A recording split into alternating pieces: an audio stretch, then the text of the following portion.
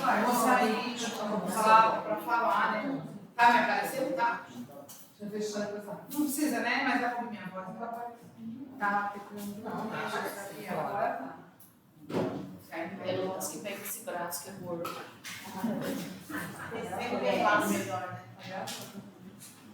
Gente, bom dia. Nós estamos aqui na nossa terceira reunião ordinária do Conselho Municipal de Educação. Hoje nós estamos com alguns representantes da SEDUC para apresentar sobre o ensino de tempo integral, né, que nós iniciamos aí em 3 escolas. Então, cada gestora vai falar do seu segmento, bem como também a pauta, ela fala sobre assuntos diversos. Então, vai ter um técnico da secretaria que vai abordar algumas ações que a secretaria está em andamento, tá bom? Então, vou passar a palavra para a gestora do infantil da secretaria, que ela vai falar como que está acontecendo o ensino integral dentro do seu segmento, e depois a do Fundamental 1 e a do Fundamental 2. Peço que elas se apresentem, né, antes de começar a falar a respeito de cada segmento que elas apresentam. Então, não fechou. Ah, mas, porque senão eu não ia conseguir falar. Tá bom? E eu vou sentar, porque nossas reuniões são todas gravadas agora, então já deu quórum também na reunião, então vamos dar seguimento. Bom dia, meu nome é Andréia Soares de Moura Souza, eu sou a gestora da educação infantil e vou falar do integral na educação infantil. Então, atualmente, nós possuímos 3 escolas com atendimento de alunos em tempo integral, todas elas com seu segmento. Então, contempla o segmento da educação infantil, do Fundamental 1 e do Fundamental 2. O integral na educação infantil se baseia no desenvolvimento motor, no brincar direcionado e na alfabetização como instrumento cognitivo diversificado, propiciando pensamento crítico, resolução de problemas, comunicação eficaz e análise e interpretação de informações. Aí nós temos a matriz curricular que foi pensada para o integral, ela é diferente do regular. Então, nós temos ali na parte diversificada corpo e som, estação verde, leitura viva, linguagem artística, movimento e saúde, promovendo a autonomia e a criatividade na participação social. Aí nós temos, eles têm um horário diferenciado do almoço, tá? Então, assim, nós fizemos um cardápio preparado pela nutricionista, especialmente no período integral. Então, ali, olha, vocês podem ver que eu dei jejum às 10 horas, aí eles têm a merenda, meio-dia e 10, lanche às 14h40 e o lanche 2 às 16h40. O nível 2, ele entra às 8. Então, quando eles entram às 8, eles tomam café. Quando dá 10 horas, eles comem uma fruta. Da meio-dia às 13, eles almoçam. Das 14h40, eles vão para o lanche e 15 horas é a saída. E aí, nesse tempo, que é da 1 às 15, eles vão fazer as atividades que são lúdicas. São atividades lúdicas garantindo um momento prazeroso no processo de ensino-aprendizagem, completamente diferente do que acontece na sala do regular. São outras atividades. E aí, 15 horas, eles vão embora. Já o nível 1, ele entra às 10. Então, eles tomam um cafezinho às 10, da meio-dia às 13 eles almoçam, 15 horas eles tomam um lanche, às 16h40 eles comem uma fruta e 17 horas a saída. Então, eles estão bem assistidos, eles estão preparando um monte de atividade, tem um monte de profissional cuidando deles. É um tempo precioso, as atividades diferenciadas, as crianças estão aproveitando bastante, os pais estão bem satisfeitos. Então, eu penso que para o futuro a secretaria já vai começar a se organizar para colocar integral em outras escolas também. E a parte do infantil é essa. Bom dia, meu nome é Flamengo Chiqueira, eu sou a gestora das séries iniciais e também foi desenvolvido, né, o ensino integral no segmento do fim de ano, que acontece na EMEF de Jacira, né? Lá nós também temos a matriz curricular, que eles iniciam no regular às 7, ficam até a meio-dia, às 12 horas, depois eles vão para o almoço, e daí depois, às 13 horas, começam as atividades diversificadas. Economia criativa também, que é a matemática, estação verde, que eu até propus para o projeto a horta, né? Leitura viva, que é a leitura propriamente dita em desenvolvimento, né? E linguagens artísticas, artes, movimento de saúde e a professora de educação física, né? Que importa. Aí também temos lá o desejo, que é curricular, o lanche da manhã, 9h40, depois eles vão para a merenda, meio-dia 15. E eu queria também ressaltar que todo esse cardápio ele foi planejado, né, com as nutricionistas, elas vieram até a setor que nós sentamos e a gente estudou e elas planejaram todo um cardápio especial, né, direcionado para o integral. Merenda meio-dia 15 e o lanche às 14h30, para eles irem embora, sem academia cheia e alimentados. E também eu estudei um pouco, né, sobre o integral, e a gente também foi para São Paulo, a gente também foi na nossa junta, viu um pouco sobre o integral lá. E alguns estudos dizem que o integral, e a neurociência também diz que o integral ele ajuda o aluno a desenvolver o que ele não desenvolveu em sala de aula, né? Então, na economia, nessa ação verde, na leitura, proporciona um entendimento melhor no curricular, na matemática, um entendimento melhor, né? E mais tempo a gente melhor aprendizado. A ciência mostra que não é só aumentar o tempo na escola, que melhora a aprendizagem, o ganho acontece quando esse tempo é bem estruturado, ou seja, o integral ele foge das normas do regular, ou seja, o aluno ele a proposta não é lápis, borracha e cadeira, o aluno fica sentado, porque senão é desgastante para ele, já ficou 5 horas lá, né, no regular, sentado fazendo as lições. Vai para o integral para fazer a mesma coisa? Não é essa a proposta, né? Então, que a atividade seja diversificada. Impacto no desenvolvimento escolar. Pesquisas indicam que alunos de tempo integral tendem a ter melhor desempenho em leitura e matemática, apresentam menos defasagem de aprendizagem e têm menos taxa de reprovação. Desenvolvimento socioemocional também. Estudos em neurociências mostram que mais tempo em ambientes educativos favorece habilidades como autocontrole e empatia. E a vulnerabilidade. O que a gente pensou também, quando a gente foi escolher as unidades escolares? A vulnerabilidade. Os alunos, para que a gente evitasse que os alunos ficassem na rua.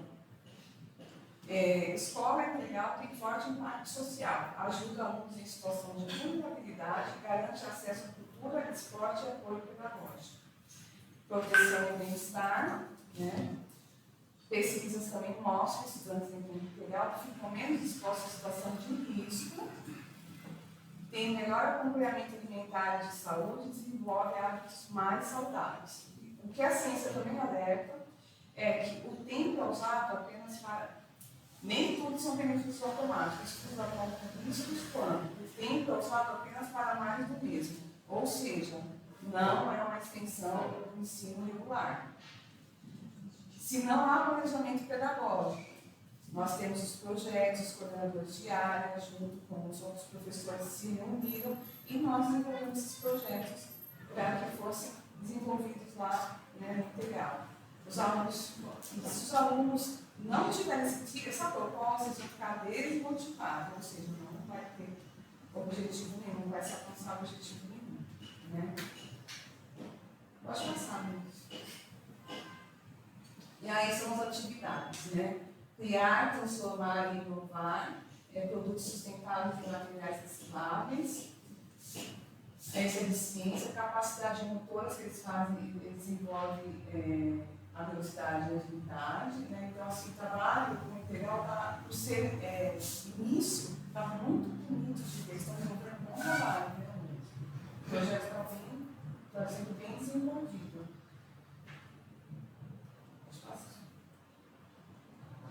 Aí vem a...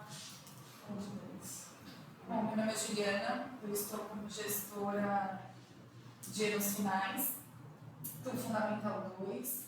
O projeto de ensino integral ele acontece na escola Givaldo, né, com um público só de 6º e 7º anos. Então, os alunos eles entram na escola às 10, eles iniciam às 10 e vão para um lanche, mais ou menos até às 10h20. E aí eles vão para a parte diversificada do currículo, que são as disciplinas que eu já vou falar um pouquinho sobre elas. Depois da parte diversificada, eles vão para o almoço. Esse período de almoço do meio-dia a 1 é um almoço direcionado, né? A gente fala que é um período de almoço que tem intencionalidade pedagógica, o aluno não está ali só se nutrindo, né? A gente aborda alguns outros conceitos durante essa 1 hora. E aí depois ele vai para o horário dele do regular, onde estão os componentes, as competências, da Base Nacional Comum. As disciplinas que a gente colocou na nova matriz curricular é Cultura, Movimento e Arte, né? Nessa disciplina a gente vai trabalhar habilidades motoras, criatividade, o protagonismo juvenil, valorização da cultura, economia criativa. Eles estão trabalhando de forma bem lúdica, prática, as competências financeira, empreendedora. E nessa disciplina a gente ainda conseguiu alinhar com os programas do MEC, que é na ponta do lápis, e também com o GIP, que é Jovens Empreendedores, que é um projeto do SEBRAE. Tá? Orientação de estudos é uma disciplina que vem dar suporte para o processo de aprendizagem dos alunos, ajudar e auxiliar a criar hábitos de estudo. Na disciplina de sustentabilidade, onde acontecem os debates sobre as ODSs, valorização do território, cultura oceânica, e também eles acabam discutindo, que é muito legal, que está no plano de ação da disciplina, os saberes ecológicos regionais, né, aqui da nossa cidade. E por último, a disciplina de valores, onde eles vão debater e construir projetos sobre responsabilidade e cidadania. Eles também têm um cardápio diferenciado, onde a refeição ela não é repetida ao longo do dia. E na nossa parte diversificada, as ODSs são um tema integrador aí das nossas disciplinas e todas elas estão alinhadas à BNCC. Acho que pode passar. Aí tem algumas atividades do nosso projeto que está em andamento. A gente pensa, né, na aprendizagem realmente baseada em projetos, com atividades em que o aluno seja protagonista sempre. E quando a gente pensou aí no projeto do Integral, a gente pensou em formar um cidadão, né? Um aluno, a gente fala a formação integral do aluno. E aí eu acho que com essas disciplinas a gente conseguiu contemplar, ou pelo menos estamos a caminho de contemplar essa formação integral do aluno. Pode passar. Eu vou falar um pouco sobre a avaliação diagnóstica, que foi a nossa sondagem da rede municipal. Nós descobrimos que nós não temos dados aqui na Secretaria. Né? A gente não sabe a que pé estava a nossa educação, né? A aprendizagem do aluno. Então, a gente sentou e a gente preparou a diagnóstica de acordo com as habilidades, né, do currículo paulista, e nós fizemos um levantamento de 460 habilidades. Esse relatório já está pronto, né? A gente vai descobrir que nós temos 66% de crianças não alfabetizadas na rede. Mas o que a gente tem de positivo é que a gente conseguiu 100%. A gente conseguiu atender e saber realmente, né, sobre cada aluno, cada sala, cada escola e a nossa rede. E partindo daí, desses resultados, a gente planejar a nossa ação. O que a gente vai fazer? Por causa da dificuldade, a gente identificou Esse é o nosso trabalho agora, o nosso plano de ação. E nós também temos que nos basear no índice da criança alfabetizada, que garante que o aluno seja alfabetizado no segundo ano. Né? O nosso trabalho também é em cima disso. O aluno, que a gente consiga que o aluno seja alfabetizado no segundo ano. E aí vem o Compromisso Nacional da Criança Alfabetizada, que é uma política pública do MEC em parceria com os estados e municípios. Né? Então a gente tem também esse compromisso. Né? Como diz a Roscrita, é prioritário. Nós temos nossas escolas prioritárias também. E a gente já sabia, esse dado a gente já sabia, né? A gente já sabia de acordo com os resultados do Estado, né? Os SAES, SAEB, CAES, então a gente já tinha as escolas, a gente só não tinha as dificuldades de cada sala, de cada probabilidade, né? E qual é o nosso objetivo? Garantir que 100% das crianças sejam alfabetizadas até o segundo ano do ensino fundamental. É a nossa luta agora. Né? E foca também na recomposição das aprendizagens do terceiro ao quinto ano. Então, a gente sabe que nós temos que atingir 100% de alfabetização no segundo ano, mas a gente também tem alunos não alfabetizados no terceiro, no quarto e no quinto. A gente vai, assim, começar um longo trabalho pela frente. Bom, nos anos finais, nós também instituímos a avaliação municipal diagnóstica, né, para fazer esse acompanhamento mais sistemático da rede, identificar o nível de aprendizagem dos nossos alunos. Então, foi com essa avaliação a gente consegue uma análise de dados desses alunos por turma, classe, escola e a rede por completo. Identificamos quais habilidades esses alunos já consolidaram e quais habilidades estão em defasagem. Identificamos as habilidades que a gente chama aí de prioritárias, que são essas habilidades que vão ajudar a gente a replanejar as práticas pedagógicas e quais serão as ações e as metas que precisam ser metas mensuráveis, né, por unidade, por escola, por aluno e por turma. A prova, ela visa exatamente isso, né? Promover a equidade, garantir que as intervenções pedagógicas sejam intervenções assertivas. E aí, com o estudo e com essa análise de dados, a gente consegue uma intervenção mais assertiva. Aderimos ao Pacto da Recomposição das Aprendizagens, é uma plataforma, né? É um pacto que nos fornece uma plataforma de acompanhamento da aprendizagem desse aluno. Então, além da avaliação municipal, teremos as avaliações do MEC e essa plataforma ajuda a gente a identificar e acompanhar a evolução da aprendizagem dos nossos alunos. Ano passado, nós já havíamos iniciado a recomposição das aprendizagens no município com um projeto que chama ProSaber. Então, ano passado, demos início a isso com algumas escolas. Esse ano começamos com outras escolas, aumentamos, conseguimos ampliar a oferta de escolas atendidas. Então, como funciona o projeto?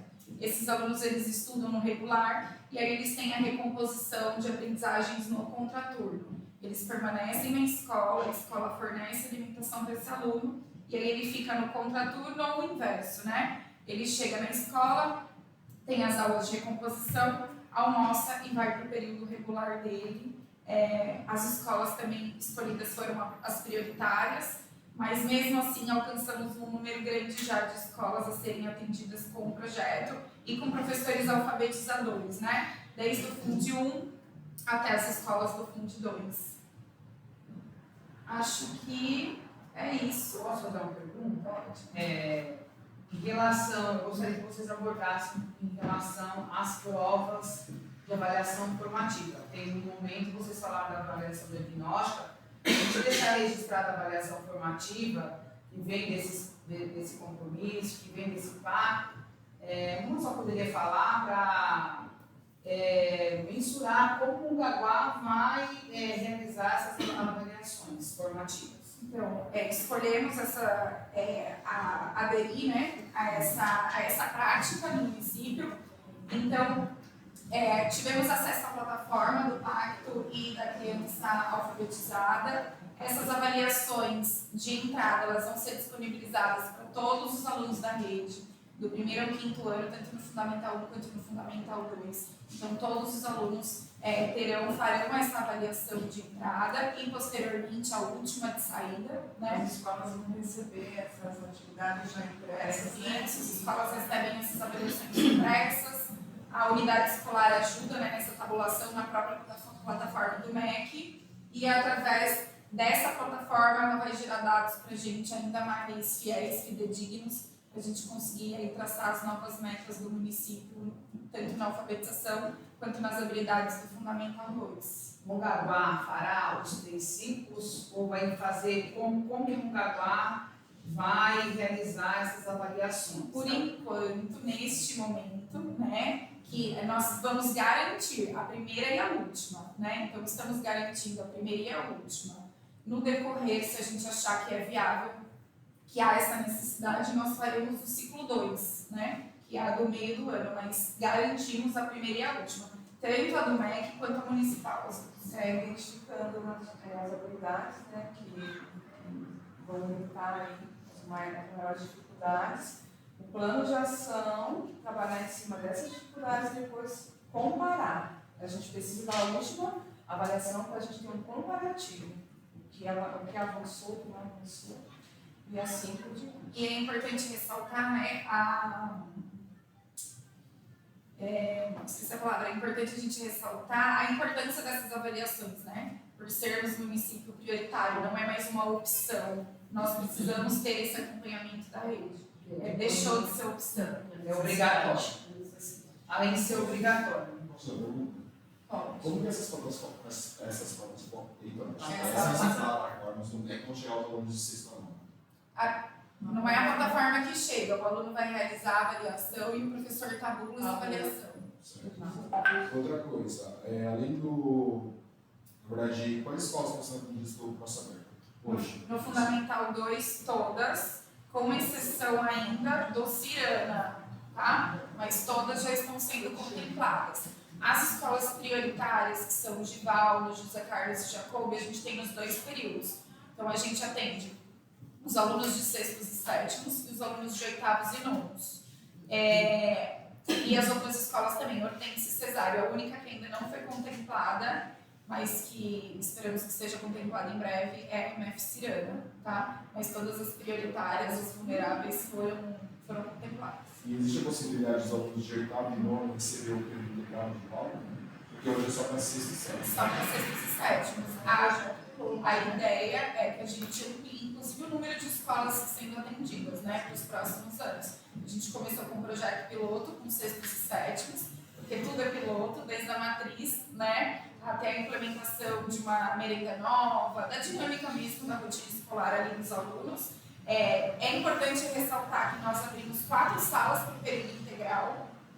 Nós deixamos disponibilizadas, né, 4 salas de período integral, mas no Fundamental 2 a adesão ela ainda é um pouquinho mais difícil, né? Para esse aluno permanecer 8 horas na escola, mas o projeto está acontecendo, está sendo bem proveitoso, e aí a gente percebe que esses alunos que estavam receosos estão gostando, estão ficando na escola e estão divulgando, né? Então, quem sabe a gente consegue abrir essas outras 2 salas que acabaram não atingindo o público, tá? Eu queria ressaltar, dentro da preocupação da SEDUC, o compromisso da Nacional da Criança Alfabetizada, a recomposição das aprendizagens, um projeto também que envolve a educação infantil, principalmente as creches, né, que é a estimulação precoce. Porque a gente sabe que os alunos das séries iniciais, se eles tiverem antes disso uma boa estimulação, né, porque o ler e escrever não é apenas aprender a decodificar os sinais, né? Vem de toda uma postura psicomotora, né? De toda uma interação dele com o corpo dele para que essas coisas aconteçam também de uma forma salutar. Então, nas creches, a gente tem esse projeto da estimulação precoce, que está junto das meninas da inclusão, onde até as crianças que, né, apresentam alguma necessidade de um estímulo melhor está sendo realizada.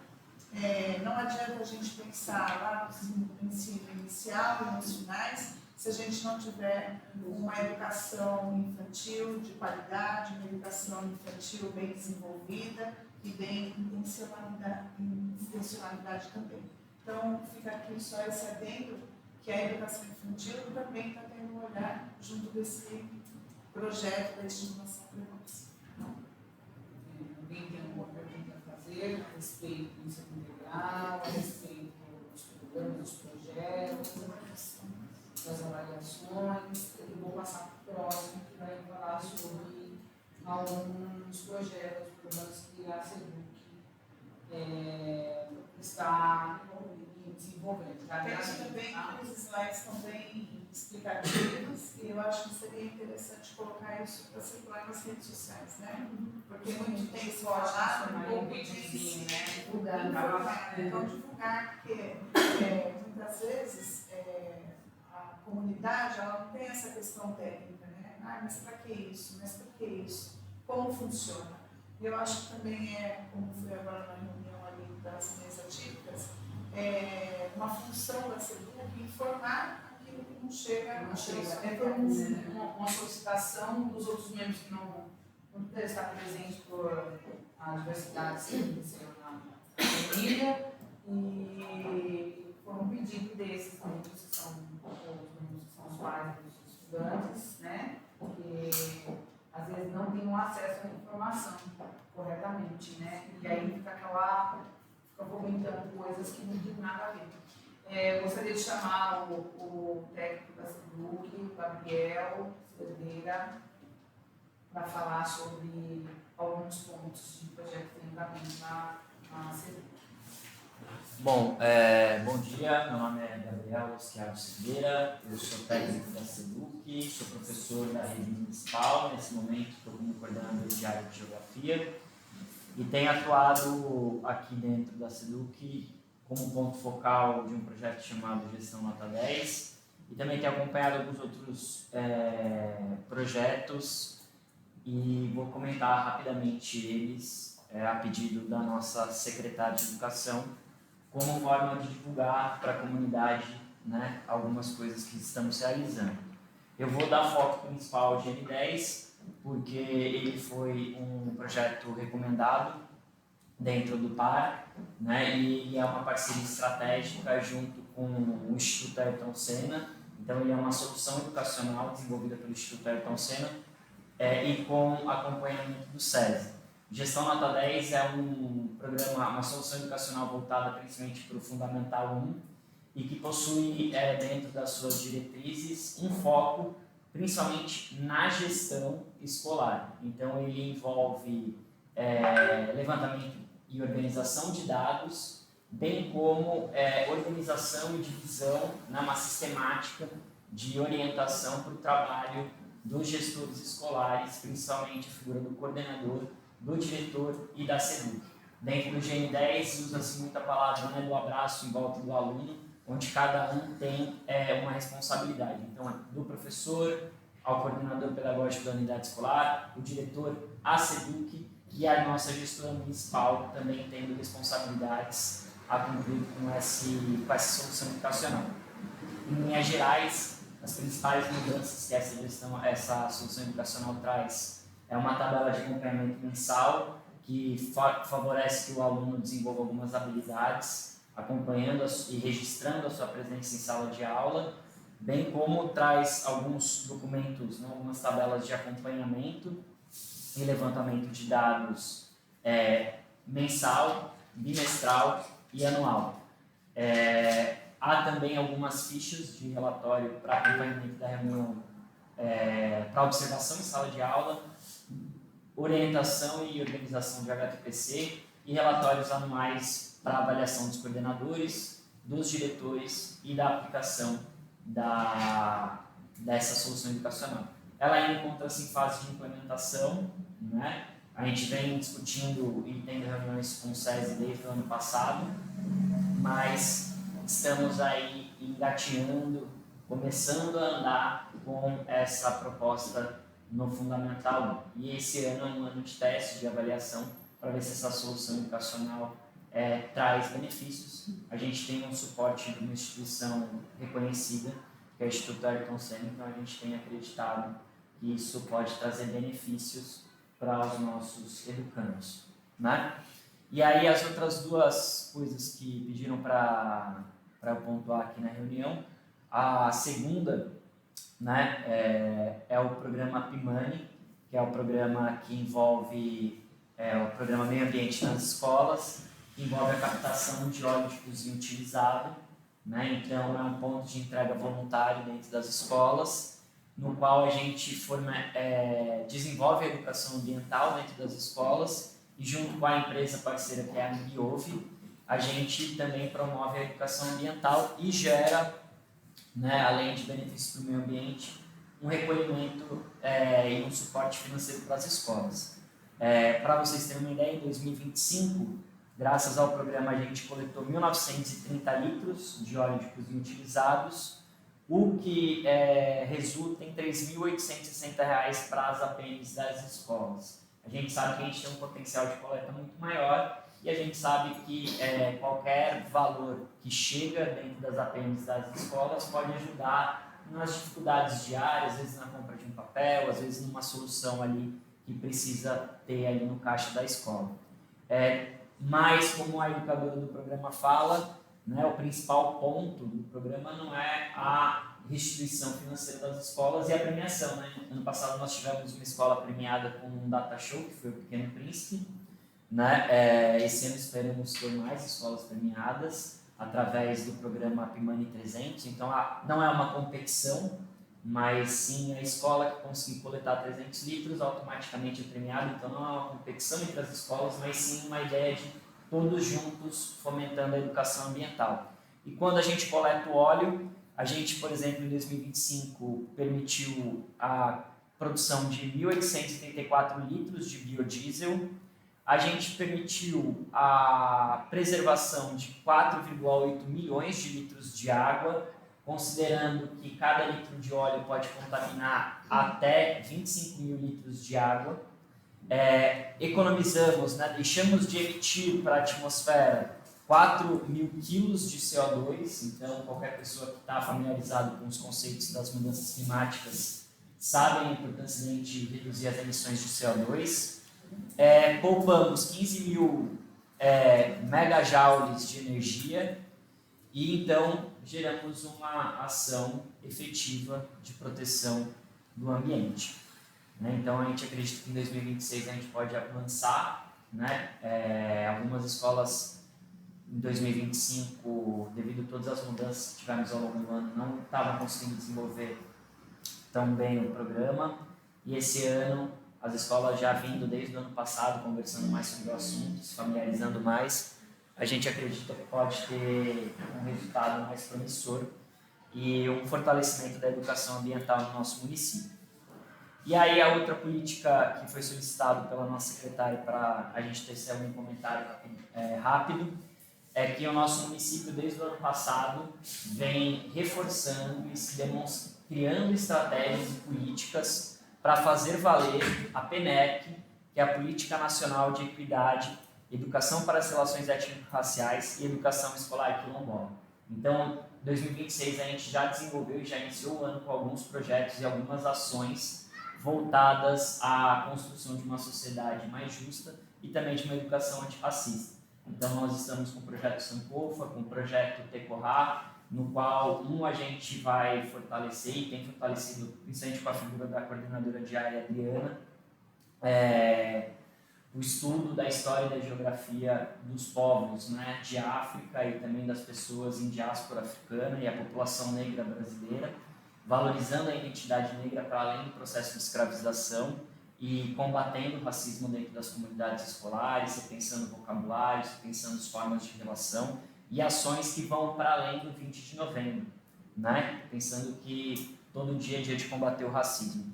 E desde o ano passado também a gente vem discutindo e fazendo ações junto com as comunidades indígenas do nosso município. Esse ano, no nosso planejamento, no currículo, tanto do Fundamental 1, no planejamento tanto do Fundamental 1 quanto do Fundamental 2, nas disciplinas de História e Geografia foram reforçados o estudo das comunidades guaranis e tupis do nosso município, reconhecendo a importância dos saberes dessas comunidades, como a Juliana falou, inclusive no integral, esses conhecimentos têm sido o destaque. Nós temos 2 territórios muito importantes dentro do município, alguns com desenvolvimento, inclusive, de experiências muito interessantes de agroflorestas, de agroecologia. Então, essa política visa reforçar, né, estreitar laços com essa comunidade e, na medida do possível, desenvolver trocas. A gente já está conversando sobre uma primeira visita, né, de uma das unidades escolares para o território da Itaoca, e a gente acredita que pode ser muito benéfico para os nossos educandos e para a nossa rede em geral, esse diálogo intercultural com as comunidades indígenas, trazendo benefício e combatendo o racismo, que é o objetivo principal dessa política. Acho que é isso. Falei bastante, desculpa, gente. Não, foi pontual. Eu tenho uma pergunta para fazer em relação ao ProSaber.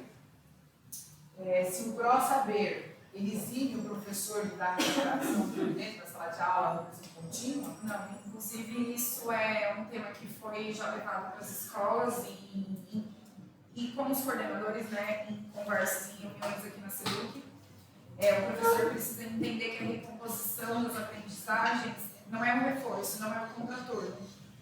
A gente também recompõe aprendizagens durante a nossa aula, né? Dando foco para essas habilidades que os nossos alunos ainda não consolidaram, habilidades que ainda são em defasagem, a gente consegue recompor essa habilidade durante a aula, né? Avançando com o conteúdo, mas retornando algumas habilidades que ainda são prioritárias e o aluno ainda tem dificuldade.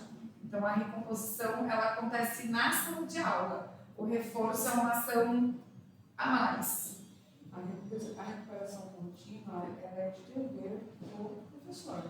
Então, é algo que acontecer também dentro da sala de aula, que diz que é lei. Então, o professor precisa garantir de outras formas, outras atividades que o aluno avance. E por isso existe a recuperação contínua, né? A recuperação paralela. Eu estou usando esse termo da LDB. Hoje se fala de recomposição de aprendizagem. Mas na LDB diz recuperação contínua em sala de aula e recuperação paralela fora da sala de aula. Agora, uma pergunta já o Robert já fez, a questão da produção de novos polos da tempo integral, né? Voltando no tema do tempo integral. A gente sabe que por lei existe aí um prazo para as normativas. Como que está o trabalho em relação à documentação do integral e dos prazos? Então, o decreto do integral está sendo finalizado, né? E a partir desse decreto, até dia 1º de julho, a Secretaria vai disponibilizar a normativa do período integral. Então, primeiro o decreto, né? As meninas da supervisão já estão finalizando, e depois a normativa e o plano de ação por completo do período integral. Alguém mais tem algum? Eu tenho em relação ao projeto de antirracismo nas escolas. Hoje você falou que ele atende mais o período integral. Vai atender o ensino regular e de que forma isso vai acontecer? Porque hoje a gente tem isso muito. Hoje a gente tem uma questão em relação às palestras. A palestra não atende a sala inteira, não atende a escola inteira, no caso, e vira só uma forma de sair da sala. Mas de que forma isso vai trabalhar de forma efetiva e quando, mais ou menos, o que vai ser feito, de que forma vai ser feito. Porque, assim, vou falar em geografia e história. Só isso, por enquanto, não tem história. Não, com certeza, né, ações pontuais não resolvem um problema estrutural, né? Nós, né, Robert, a gente colocou no planejamento, a gente buscou colocar no planejamento de todas as disciplinas esses conteúdos. Então, por exemplo, dentro de inglês, hoje também está se discutindo e se propôs que os professores discutam em salas de aula. Então, a gente tem pensado e a gente tem construído a SEDUC atual e a nossa forma de dialogar com as escolas, pensando menos em ações pontuais, mas sim em sequências didáticas e ações que façam sentido dentro de um contexto maior. Então, quando a gente fala de política de antirracismo, a gente já desde o ano passado, por exemplo, a gente fez uma formação com os coordenadores pedagógicos justamente sobre a temática e, inclusive, também no mês da consciência negra, nós fizemos formações em todos os HTPCs, de todas as disciplinas que deveriam ter abordado ou que abordaram o tema, né? Posso falar especificamente sobre o meu, né, de Geografia e de História, que nós fizemos especificamente sobre a temática, passando material. Inclusive, ano passado, nós preparamos um material de apoio para os professores, que era um caderno com mais ou menos 40 páginas, voltado para cada segmento. Então, tinha atividades adaptadas por habilidades, com sugestões de atividades, inclusive com um texto apresentando a justificativa do porquê é tão importante trabalhar a temática dentro do nosso município, trazendo dados relevantes que às vezes nós não tínhamos nem conhecimento, talvez não havia sido levantado, como por exemplo o fato de o município de Mongaguá ser um dos municípios com o maior número de praticantes de religiões de matriz africanas do estado de São Paulo, estando entre os 10 municípios do Brasil com maior porcentagem, não números totais, tá? Em porcentagem de participantes de religiões de matriz africana. Reforçando então e dando sentido para uma proposta pedagógica, por exemplo, de um professor que numa ação, dentro de uma Semana da Consciência Negra, discuta intolerância religiosa. Então nós temos no nosso município um grande público praticante dessas religiões e nós temos dados, né, infelizmente, que a maior parte da população negra do nosso município está nas áreas mais empobrecidas, está longe da praia, está nos bairros mais vulneráveis. Então, esses dados foram encaminhados para os professores, com o texto discutindo, e nós nos colocamos à disposição, a qualquer momento, de um professor vir conversar com a gente, tirar dúvida, debater, preparar material de apoio. Obviamente, a gente sabe que a rotina docente é bastante extenuante, às vezes envolve dupla ou tripla jornada, e eles acabam não tendo essa possibilidade de vir ter esse diálogo com a gente. Mas, na medida do possível, também a gente busca ir nas escolas. Retomando a questão das ações pontuais não atenderem, às vezes, todas as salas. E aí, Ju, se você quiser comentar alguma coisa, mas eu vou seguir a linha que a gente tem seguido, né? Nós estamos preferindo, em algumas atividades, contemplar um número menor de educandos, para que haja uma organização melhor, uma gestão melhor do ambiente escolar e uma atividade mais proveitosa. Porque às vezes a gente tem aquele cenário de ter 200, 300 alunos no pátio, principalmente quando a gente está falando das escolas de Fundamental 2, que são escolas maiores, onde acaba ficando uma situação de confusão, ninguém escuta ninguém, e aí acaba perdendo o propósito pedagógico. Então a gente tem preferido, né, fazer ações menores, mais cirúrgicas e dando foco em grupos que a gente consegue justamente, como você falou, né, para não ficar uma coisa solta, ação pela ação, uma coisa vinculada com as habilidades. Então, por exemplo, o 8º ano é um grupo que cabe melhor uma ação sobre prevenção de gravidez na adolescência, porque em geografia tem essa base, em ciências eles estão tendo reprodução. Então, a gente encaminhou para os órgãos competentes que querem fazer uma formação e que nós queremos que faça uma formação que, no 8º ano, é o público-alvo prioritário para essa intervenção. Para que não seja uma intervenção que gere desorganização e que acabe atrapalhando a própria dinâmica da unidade escolar. Também pensando... a gente tem, isso é uma orientação, uma coisa que está consensuada entre nós aqui dentro da SEDUC, se eu falar alguma besteira, vocês me corrijam, tá? Que a gente também tem preferido estratégias e ações que sejam de duração menor, né? E mais intensa, né? Então, em vez de ser a semana inteira para-se a escola, não se tem mais aula de nada, só para discutir aquele tema, ou naquele dia o aluno não vai nem com material para a escola, porque é um dia diferenciado, então ele não vai participar de nenhuma atividade. A gente tem preferido que ele tenha aula normal, porque a gente conhece a importância também dos conteúdos rotineiros dos professores, mas nas 2 aulas, últimas aulas, ou depois do intervalo, naquele período, a gente vai fazer atividades, mas atividades bem preparadas, com o suporte da SEDUC para a formação dos professores.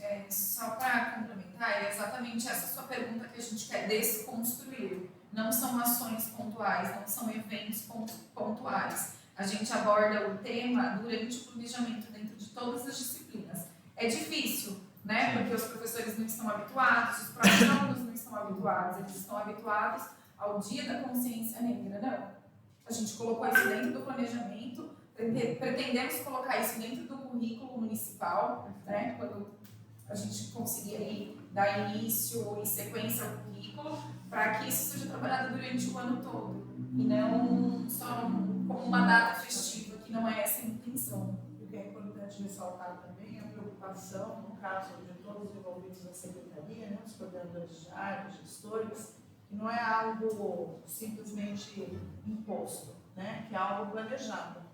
Então, às vezes é dificultoso a gente entender como o outro pensou. E é por isso que o Gabriel disse que eles estão sempre à disposição para essa explanação, para essa conversa, mas ter a certeza de que tudo que é colocado, né, o propósito dentro das escolas para os alunos, teve um grupo que pensou, que animou, que buscou em quais são as disciplinas que a gente pode explorar da melhor forma possível, para que a coisa não aconteça, tem esse projeto, faz. Aí semana que vem tem um outro projeto, faz, né? Na verdade, assim, a gente também entende que todas essas discussões, elas vão complementar a aprendizagem do aluno, o seu saber, né, a sua forma de pensar, de conduzir no mundo, e que se torna essencial o planejamento. E só para completar mais um pouquinho, aqui na SEDUC nós trabalhamos com equidade, né? Então, começamos o levantamento de dados relacionados a tudo. Então, se um projeto está indo em específico para a escola, é porque aquela escola é prioritária, seja por conta de saúde, seja por conta de trânsito, os projetos eles vão acontecendo nas escolas. Mas por que só nessa escola e não na outra? Por conta de índices, né? Então, a gente está ofertando um pouquinho mais para quem tem menos. Então, estamos pensando assim, nos temas e nas prioridades de cada uma das unidades. No caso, só para caso do Jacob, né? Aquele trecho, aquele regulamentos, foi surreal. Né? Então, por isso que foi direcionado para aquela região. Né? E outros, assim como ele acabou de falar. Eu da gravidez e da adolescência também, nós vamos iniciar com o uso SESAC. Por que o uso SESAC? Foi feito um mapeamento, e ali é onde tem o maior índice de adolescentes com problema de sexualidade. Então, vai ser iniciado lá. Então, sempre é pensado. Iniciando onde o ponto é mais gritante, né? Para que aquela comunidade receba a informação. Muito bem colocado, né? Tem que desconstruir isso, né? O professor, ele tem aquilo, então isso é bacana a colocação. E nós temos que multiplicar, né? Você como professor, você erreu, né? Sim. E entender que quando a gente fala, por exemplo, de política nacional de equidade ou de educação antirracista, é um processo formativo para a própria SEDUC. Nós temos que nos formar em vocês, e a sociedade tem que se formar nessa discussão. Então, realmente, não vai ser de um dia para o outro que a gente vai conseguir descolonizar nosso currículo, descolonizar nossas formas de convivência, mas a gente já tem pontos positivos. A Adriana, por exemplo, estava lendo um dos planejamentos de um dos professores dela, que ela ficou impressionada, porque o professor estava dando foco, por exemplo, para reinos do continente africano, trabalhando com bastante profundidade já no planejamento dele, as temáticas que ela tinha proposto, né, relacionado ao PNEP, né? Então a gente vê que de pouquinho em pouquinho a gente consegue também chegar a transformações. Alguém mais tem um questionamento? Então eu vou encerrar a reunião de hoje, tá? E até a próxima. Já tem cronograma lá. Ou algum membro quer solicitar agora uma pausa do próximo encontro. Próxima questão de contas, né? Eu quero só terminar em nome da professora Maria Marta, né, os seus compromissos não podem estar presentes. Agradecer agradecer a participação de todo mundo, agradecer o trabalho da SEDUC, né, de cada área, dos coordenadores de área, da equipe de supervisão, da equipe da gestão, que tem feito um trabalho excelente e que tem se desdobrado, né, para que esse trabalho realmente chegue nas escolas, aconteça no lugar mais importante para qual a gente trabalha, que são as escolas junto dos alunos, né? A SEDUC fica sempre à disposição de todos para qualquer tipo de esclarecimento e a importância da gente estar expondo, né, que o trabalho que acontece todo dia, né? Um trabalho árduo, um trabalho que não tem sido fácil, mas que também as pessoas não têm medido seus esforços para que ele aconteça. Então, em nome da professora Maria Marta, eu gostaria também de agradecer a presença de todos vocês. Vamos para as próximas lives.